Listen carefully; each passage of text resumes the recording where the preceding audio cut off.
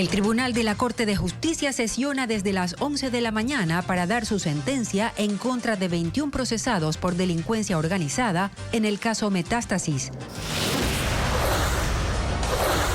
Las pruebas de la primera turbina de la central Toachi Pilatón empezaron y está previsto que entregue 68 megavatios a mediados de diciembre. En un video de 12 minutos, el presidente Daniel Noboa presentó un informe al cumplir un año de gobierno en el que aseguró que sus principales logros son la lucha contra grupos terroristas y la eliminación de la tabla de consumo de drogas. Otra vez el centro de Quito está blindado por 1.574 policías por la Marcha de las Mujeres, esta vez en el Día de la Eliminación de la Violencia. Televistazo muestra cómo hace 127 años se instaló en el Ecuador la primera generadora hidroeléctrica y ese fue el inicio de la luz artificial. La tormenta Bert causa aludes e inundaciones en Reino Unido. Hay 5 muertos y 350.000 hogares sin energía, a más de ciudades aisladas por las fuertes lluvias. Buenas tardes amigos, las noticias este lunes 25 de noviembre. En la Corte Nacional, el Tribunal del caso Metástasis anuncia su sentencia para los 21 procesados, entre ellos Javier Novillo, operador del narcotraficante Leandro Norero. Hola Gaby. Hola María Isabel, amigos, bienvenidos. En la lista también está Wilman Terán, expresidente del Consejo de la Judicatura. Vamos hasta el lugar con Jacqueline Rodas, quien sigue los detalles de la condena. Jackie. Gaby, el tribunal ya lleva más de 2 horas en la lectura de la sentencia. La jueza presidenta Mercedes Caicedo ha empezado informando que es una decisión unánime de los 3 jueces, que se ha logrado comprobar que sí se cometió el delito de delincuencia organizada en la red que operó para el narcotraficante asesinado Leandro Norero y que son verdaderos los chats encontrados en los teléfonos de la celda del narcotraficante. Luego, la jueza empezó a detallar uno por uno las pruebas para cada uno de los procesados, va en el tercero. Pero lo que ha dicho hasta el momento la jueza ponente hace prever que, por ejemplo, el expresidente del Consejo de la Judicatura y ex juez de la Corte Nacional será declarado culpable, pues la jueza ha dicho textualmente que las pruebas presentadas por la Fiscalía afianzan que colaboró con la organización criminal a cambio de beneficios económicos. Entre las pruebas detalladas están los chats y también las fotos de Eli Biangulo, otro de los operadores de Norero que ya fue sentenciado, fotos de la oficina de Terán, chats de quien fue su mano derecha, Alex Palacios, entre otras pruebas que detalló. El mismo destino podría tener alias Novita, pues en el mismo sentido se ha pronunciado el tribunal. Ahora va detallando las pruebas del juez de Guayas, Ronald Guerrero, y todo hace prever que demorará más hasta que conozcamos la pena que va a imponer a quienes decida declarar culpables y también si al final del anuncio de esta sentencia habrá personas a quien los jueces declaren inocentes.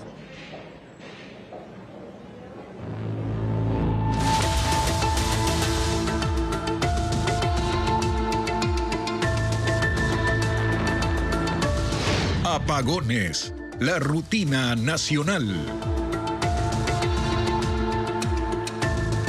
En diciembre, la etapa principal de la hidroeléctrica Toachi Pilatón empezará a entregar energía. Las pruebas mecánicas de esa central empezaron. Es la única central hidroeléctrica nueva con la que cuenta Ecuador. Francisco Garcés amplía la información. El eje de la turbina número 1 de la casa de máquinas Ayuriquín empezó por primera vez a girar con la fuerza del agua de los ríos Toachi y Pilatón para iniciar las pruebas mecánicas. Esta turbina es una de las 3 con la que cuenta esa casa de máquinas. Cada una generará 68 megavatios cuando estén en pleno funcionamiento. Las primeras pruebas sirvieron para determinar el correcto estado mecánico de la turbina, según informó el Ministerio de Energía. Tras los ajustes y calibraciones, ese equipo quedará listo para la segunda etapa de pruebas, que incluirá la puesta en marcha de los equipos eléctricos. De acuerdo a los planes de las autoridades de energía, en esta etapa la turbina deberá ser llevada al máximo de su capacidad y la energía que produzca ingresará al sistema interconectado.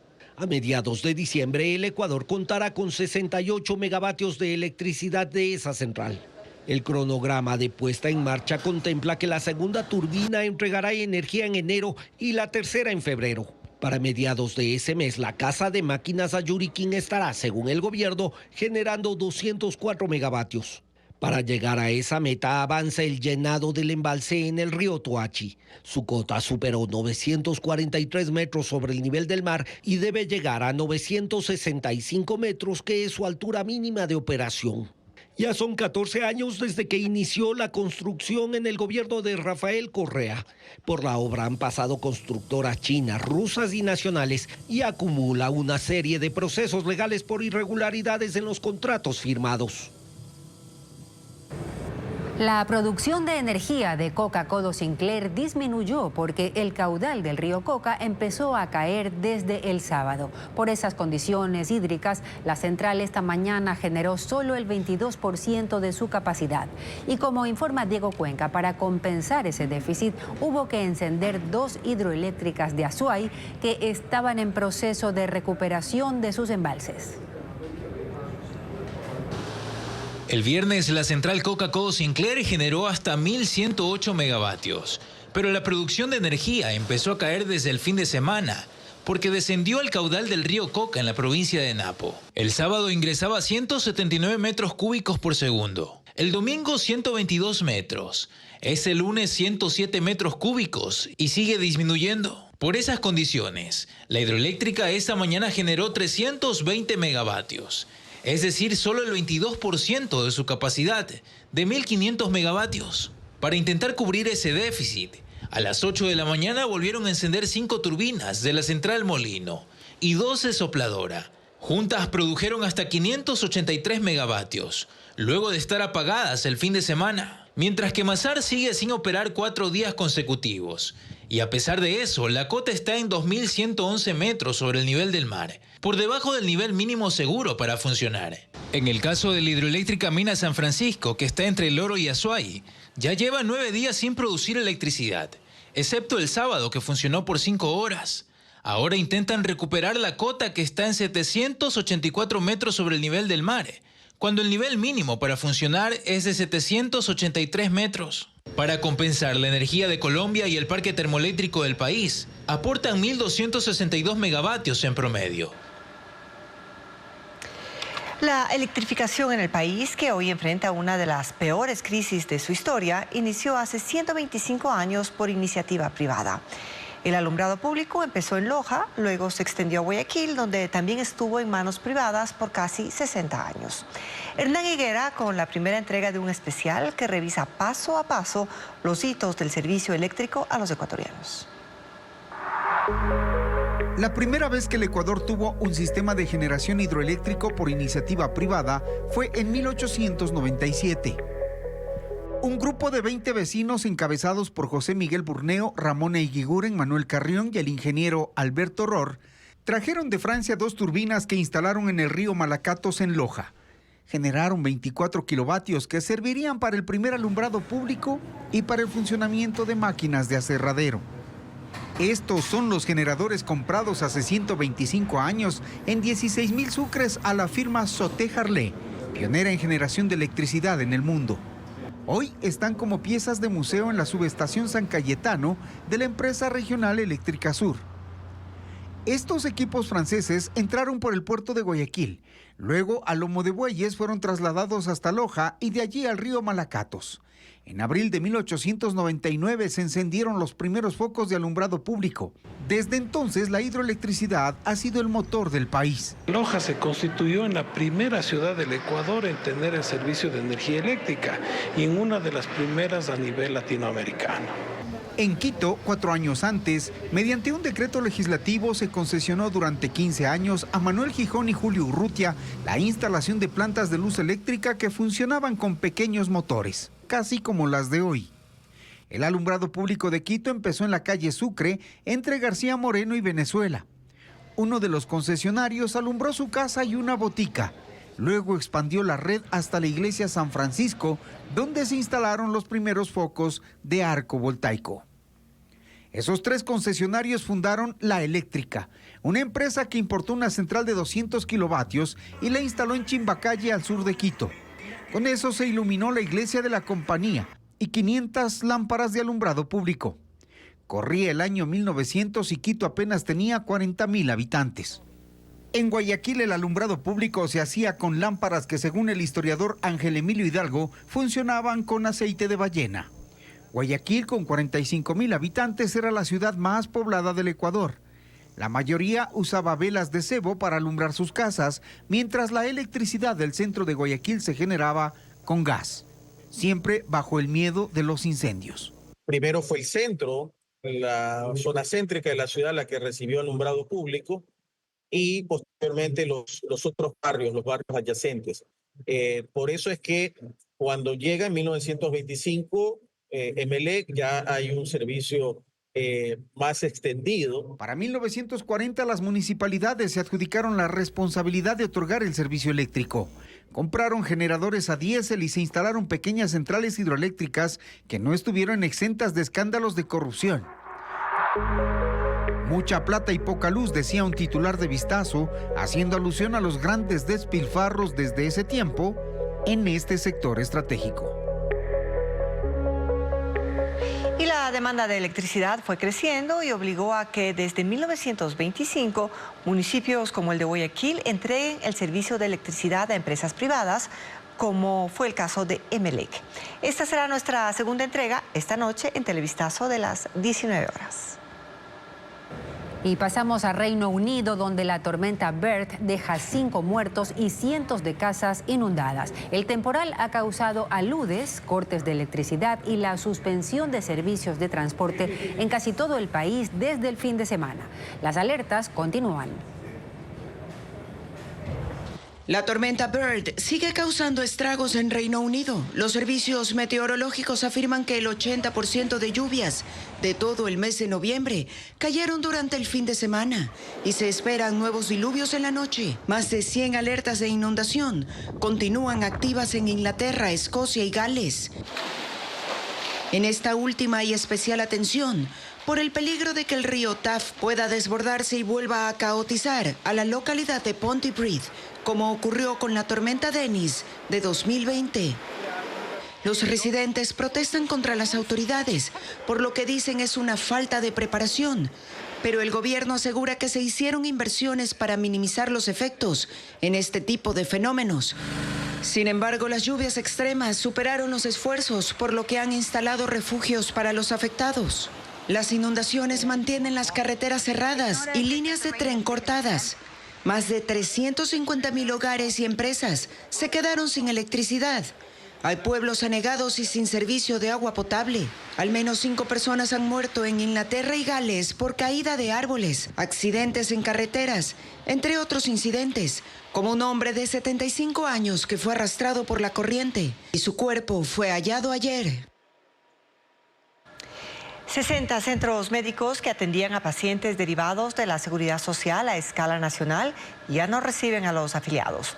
La Asociación de Prestadores Externos de Servicios de Salud asegura que el IES no ha pagado los servicios desde hace 18 meses. ¿Qué dice el presidente del organismo?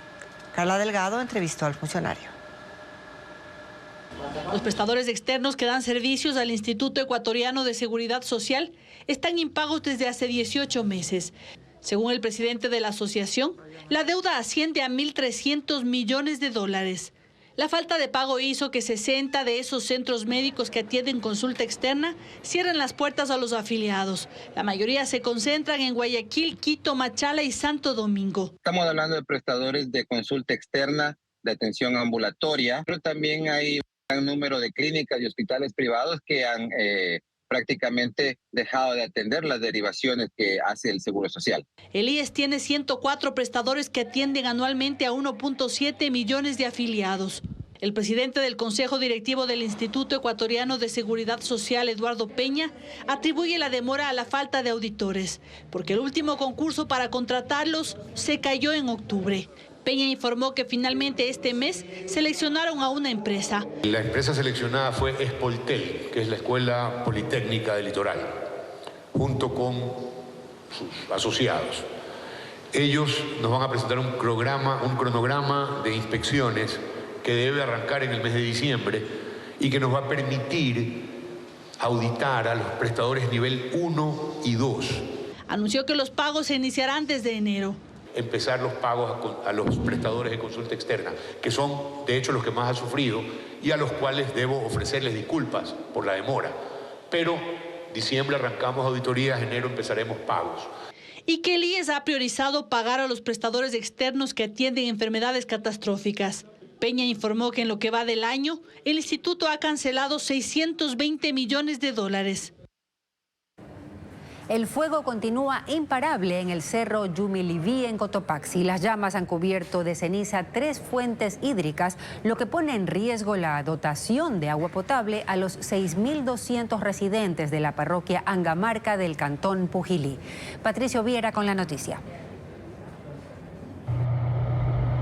Los vientos de hasta 40 kilómetros por hora avivan las llamas, extendiendo rápidamente el incendio en el cerro Yumiliví, en la parroquia Angamarca, al occidente del cantón Pujilí en Cotopaxi. Este cerro alberga 8 manantiales que proveen agua a 6.200 personas. Sin embargo, 3 de ellos han quedado contaminados por cenizas y troncos carbonizados, y la tubería también se ha quemado, afectando el suministro a 700 habitantes de 2 comunidades. Este lunes ya hay 29 focos activos. El fuego se encuentra a solo 3 kilómetros de los otros 5 manantiales que abastecen la planta potabilizadora de Angamarca, poniendo en riesgo a 36 comunidades. A pesar del esfuerzo de los 10 bomberos locales que atienden la emergencia, el tamaño del área ha superado su capacidad de respuesta. Por ello, los comuneros han comenzado a abrir líneas de trocha en la base de la montaña, organizando mingas para frenar la propagación del fuego,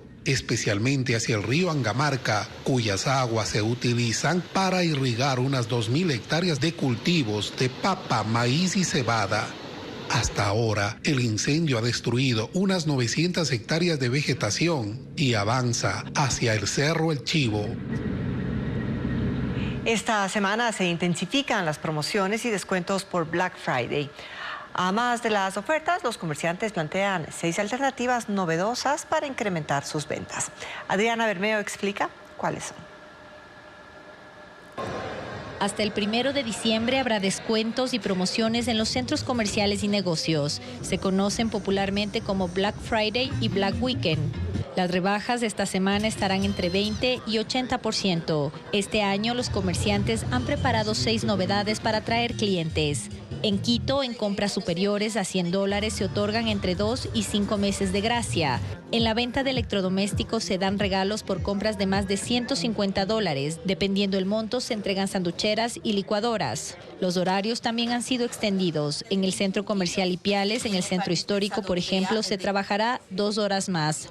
Vamos a abrir una hora más temprano, que es a las 8 de la mañana, y vamos a cerrar una hora después, que es las 8 de la noche. En Guayaquil, centros comerciales entregarán boletos para sorteos de vehículos por compras superiores a $25 y por consumos desde $30, los clientes participarán en una ruleta virtual con premios instantáneos. Se aplica descuento sobre descuento cuando se compra más de un producto. Tenemos el 25% de descuento a partir de una prenda, a partir de 2 prendas paga la segunda mitad de precio o paga 2 y el tercero gratis. Eso en todo el producto, y también tenemos adicional producto seleccionado hasta el 60% de descuento. En Esmeraldas, el Black Friday se aplica en el sector turístico. En Atacames, los niños entre 11 y 8 años podrán entrar a zonas de entretenimiento, como parques acuáticos, de forma gratuita, siempre que estén acompañados por un adulto. Y vamos a extender esta promoción hasta las fiestas de Quito. Los comerciantes tendrán las promociones ya conocidas como artículos 2x1 o los segundo a mitad de precio. El presidente Daniel Noboa ofreció un informe de su primer año de gestión. Lo hizo en un video que primero fue publicado en redes sociales y luego transmitido en cadena de radio y televisión. En el audiovisual, el mandatario y algunos de sus funcionarios enlistaron las acciones emprendidas. Luisa María Heredia con el informe. Con el sonido de una alarma y la imagen de un reloj marcando las 4:30 de la mañana, arranca el video de casi 12 minutos publicado este domingo por el gobierno. Buenos días. Acompáñenme. La Secretaría de Comunicación de la Presidencia apostó una vez más por el storytelling, técnica que propone contar historias para transmitir ideas y conectar emocionalmente con la audiencia, para dar un informe a la nación del primer año de gestión de Daniel Noboa. En el audiovisual a Noboa se lo ve recorriendo una camaronera, sembrando arroz, visitando una construcción y una escuela, mientras recuerda por qué quiso ser presidente. Empieza el resumen de lo hecho citando la declaratoria de conflicto armado interno como estrategia de la lucha contra la delincuencia. Menciona el plan Fénix. Y la ministra del Interior, Mónica Palencia, da cifras sobre reducción de violencia. En voz en off, Noboa destaca la eliminación de la tabla de consumo de drogas, el decomiso de 227.6 toneladas, la inhabilitación de 33 pistas clandestinas y la construcción de la cárcel del encuentro. Pasa a materia económica mencionando la creación de leyes de carácter urgente. Y ahí es Valentina Centeno, jefa del bloque oficialista en la Asamblea, quien las enlista. Sigue nuevamente Noboa para hablar de la crisis energética. De ahí en adelante, otros funcionarios de gobierno analizan cifras del sector exportador, el sistema bancario, el financiamiento internacional de $5.200 millones, la generación de megavatios y más. En un rápido recuento de acciones para el combate a la corrupción y la desnutrición infantil aparece la compañera de fórmula de Noboa para las elecciones de 2025, María José Pinto. Y en otro momento, sobre la entrega de bonos, se ve a Anabela Singh, madre del presidente y candidata asambleísta por ADN. Aunque esa imagen, al igual que la de Centeno y Pinto, fueron eliminadas de la versión que fue transmitida en cadena nacional de televisión. Varias voces ciudadanas son intercaladas. Elogian al mandatario, quien concluye agradeciendo por el apoyo que le han dado. Un avión de carga de una empresa se estrelló en Lituania esta madrugada y murió una de las 4 personas a bordo. Se trata de un Boeing 737-400 de la aerolínea española Swift Air que viajaba desde Alemania y se estrelló contra un edificio residencial en las afueras de Vilna, la capital lituana. Los servicios de emergencia confirmaron la muerte del piloto español. El accidente interrumpió las operaciones en las terminales aéreas, pero se reanudaron 2 horas después. El izquierdista Yamandu Orsi ganó las elecciones presidenciales en Uruguay, un hecho que ha llamado a la unidad y anuncia como el presidente del crecimiento nacional. Su contrincante, el oficialista Álvaro Delgado, concedió la victoria a Orsi. Uruguay eligió nuevo presidente en una segunda vuelta que enfrentó al oficialista Álvaro Delgado del Partido Nacional con Yamandu Orsi del izquierdista Frente Amplio. Orsi, de 57 años, se impuso con el 52% y una diferencia de 90.000 votos sobre Delgado. En la noche, la celebración. Yamandu Orsi dijo que será el presidente que convoque al diálogo una y otra vez con sus planteamientos, pero también para escuchar a los demás. A partir de mañana vamos a trabajar mucho, vamos a laburar muchísimo todos los días. Y celebró la fortaleza de la democracia en Uruguay. La victoria de Orsi y de su vicepresidenta Carolina Cose fue reconocida por el presidente Luis Lacalle y por el candidato Álvaro Delgado, quien dijo que el presidente electo tiene la llave para lograr acuerdos nacionales. Orsi es el heredero de la izquierda que gobernó Uruguay entre 2005 y 2020 con sus antecesores Tabaré Vázquez y José Mujica, quien desde 1990 lo acogió en el Movimiento de Participación Popular y ahora asumirá la presidencia el 1 de marzo de 2025. La policía y las Fuerzas Armadas cerraron nuevamente el centro histórico de Quito por las marchas convocadas por el Día de la Erradicación de la Violencia contra la Mujer. Este lunes, más de 1.500 uniformados tendrán a cargo controlar el orden y acceso a Carondelet. Paul Romero describe el panorama. Este lunes, por segunda vez en menos de una semana, la policía y las Fuerzas Armadas cerrarán desde las 3 de la tarde el acceso al centro histórico de Quito. El Frente de Seguridad tomó esta decisión, según dijo, para evitar incidentes cerca del Palacio de Carondelet durante las marchas anunciadas por el Día Internacional de la Erradicación de la Violencia contra las Mujeres. Desde esta mañana la Casa de Gobierno fue cercada con vallas metálicas 2 cuadras a la redonda. Anoche, la ministra del Interior, Mónica Palencia, junto al jefe del Comando Conjunto de las Fuerzas Armadas y el comandante de la Policía, pidieron a las organizaciones de derechos humanos que participen como observadores en la jornada de protesta. Y eviten la infiltración de personas violentas dentro de las marchas. Es falso que la Corte Constitucional haya levantado el estado de excepción. Esta medida se mantiene vigente. El acceso al centro histórico de Quito desde el norte de la ciudad estará cerrado en la intersección de las avenidas 10 de agosto y Gran Colombia, en las calles Santa Prisca y Vargas, entre la Julio Mato Belle y Venezuela, en la Briceño y Los Ríos, Briceño y Valparaíso, mientras que desde el sur al centro no habrá paso por las calles Bolívar, Guayaquil y Cuenca. 1.574 policías realizarán el operativo de control bajo el mando de la coronel Iraní Ramírez. 442 mujeres policías han sido destinadas para la marcha de esta tarde y estarán en la primera línea para controlar cualquier incidente. La marcha será escoltada por 2 patrulleros, 40 motos y 3 ambulancias. Y colectivos feministas tienen todo listo para la marcha de este lunes contra la violencia a la mujer. Las organizaciones advierten que en caso de existir personas infiltradas que desaten acciones violentas, se dirigirán hacia un costado para que los miembros del orden los identifiquen y detengan. Con lemas como Ni una más y Vivas nos queremos, hoy se desarrollará en Quito, Guayaquil y Cuenca la marcha por el Día de la No Violencia contra la Mujer. En Quito participarán 50 organizaciones como Surcuna, Mujeres de Frente, Trenzando Feminismo y Comité de Lucha contra la Violencia, Desaparición y Muerte Forzada. Esta mañana algunos grupos se reunieron en la Asamblea Nacional en una muestra fotográfica. Ahí Elizabeth Otavalo, vocera del colectivo Mujeres, contó que las pancartas para las movilizaciones están listas desde hace 4 días. Nosotros somos mujeres de dolor, mujeres de grito, pero mujeres pacíficas. La organización Trenzando Feminismo teme que el gobierno quiera callarlas y que por eso cierra el centro histórico. Ellas aseguran que la marcha será pacífica y, según una de sus voceras, en caso de existir infiltrados que desaten acciones violentas, se pondrán a un costado para que los miembros del orden los identifiquen y detengan. ¿Verdad? Esperamos que realmente sea una marcha que transcurra en paz, ¿verdad? Una marcha en la cual las organizaciones de mujeres puedan manifestar su preocupación y que ojalá pueda bajar esta tensión para que pueda transcurrir de la mejor manera. En Quito la marcha iniciará a las 4 de la tarde y arrancará desde la Caja del Seguro. El cantante chileno Nano Stern ofrecerá un concierto gratuito en Quito, mientras en San Borondón se inauguró una exposición del artista Juan Caguana en la Casa del Barrio. Estefanía Arias con la agenda cultural.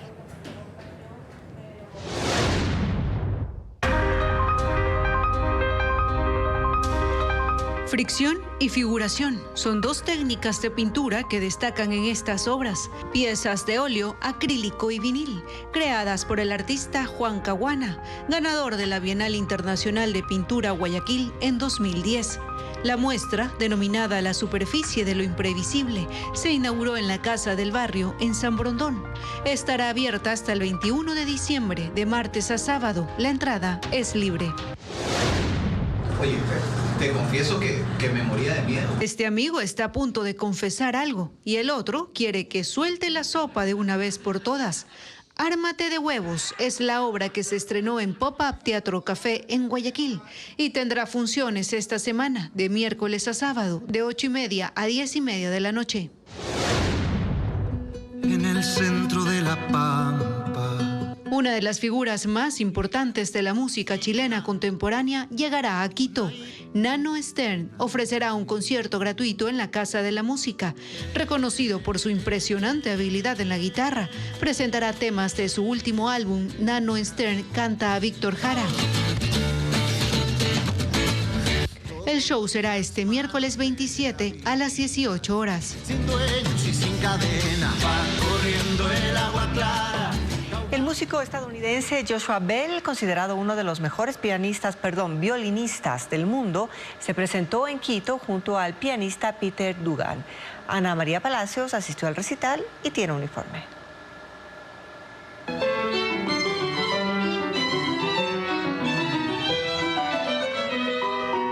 El violinista estadounidense Joshua Bell conmovió al público en su concierto en el Teatro Sucre en Quito, junto al pianista Peter Dogen. Interpretaron la sonata para violín número 21 en mi menor de Wolfgang Amadeus Mozart, la fantasía en do mayor para violín y piano de Franz Schubert y la sonata para violín número 1 en la mayor de Gabriel Fauré.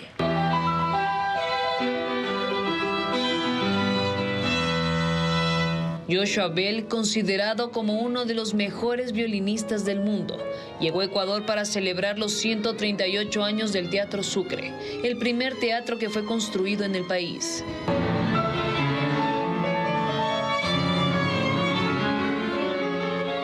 Los asistentes ovacionaron al músico que tiene casi 40 años de trayectoria. Fue reconocido como instrumentalista del año por la revista Musical America y ha tocado en los grandes escenarios mundiales de música clásica como el Carnegie Hall en Nueva York.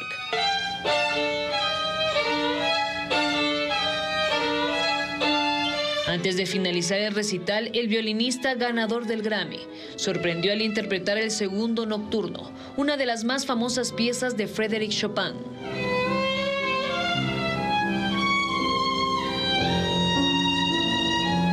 El violinista interactuó con el público en sus 2 horas de concierto.